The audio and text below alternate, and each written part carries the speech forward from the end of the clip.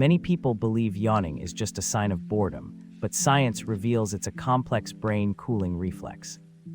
Researchers traced yawning to temperature regulation, social bonding, and brain network cooling, not laziness or lack of willpower.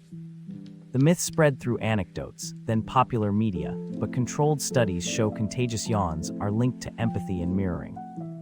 Practical takeaways: yawning isn't dangerous, and heavy yawns can indicate sleepiness or heat stress, not character flaws.